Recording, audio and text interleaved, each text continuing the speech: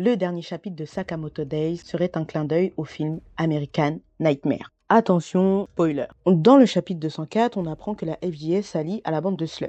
Et dans ce dernier chapitre, on se rend compte que cette nouvelle alliance provoque la mise en œuvre d'une purge version Slur. Pour rappel, la purge c'est un événement créé dans les films American Nightmare et ça permet que tous les crimes deviennent légaux, même le meurtre, un jour dans l'année. C'est ce que Slur nous propose dans ce chapitre lorsqu'il précise que chaque habitant du Japon recevra une arme avec 3 balles et qu'ils pourront l'utiliser comme bon leur semble sans aucune répercussion judiciaire. Le problème, c'est que dans le film, la purge s'est bien organisée car ça fait des années que c'est mis en place. Alors que dans le manga, Slur nous annonce cette nouvelle purge comme une bombe. Déjà qu'il annonce qu'il y a plein d'assassins au Japon, en plus il balance tout ça, en fait il fait planer un bien trop gros danger sur tout le pays. Premièrement, car en détruisant l'ancienne FJA, Slur détruit aussi les anciennes institutions, notamment la prison, qui n'a plus lieu d'être avec cette nouvelle organisation. Le souci, c'est que si tout le monde a accès à une arme, les anciens prisonniers aussi y ont accès. Donc ils risquent de faire bien plus de victimes.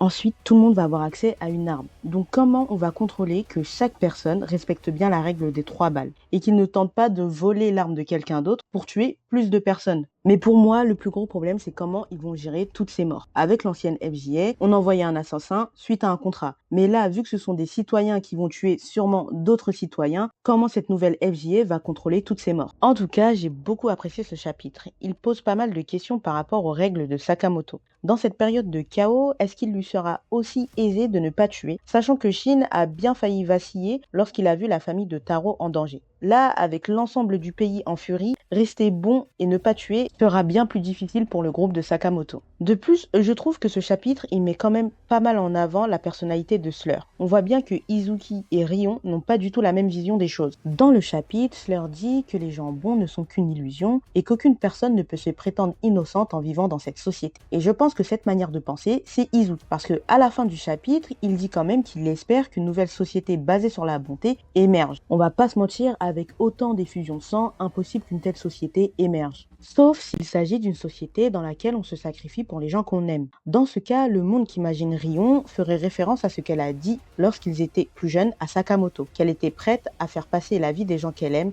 avant la sienne. À cette même époque, elle a précisé que elle et Sakamoto étaient pareils, que lorsqu'il aurait une personne à protéger, il serait invincible. Dans ce cas, Sakamoto serait peut-être la clé pour qu'émerge une société basée sur la bonté. Pour ceux qui ont lu ce dernier chapitre, qu'est-ce que vous en avez pensé? N'hésitez pas à me le dire en commentaire. Sur ce les pirates, à la prochaine!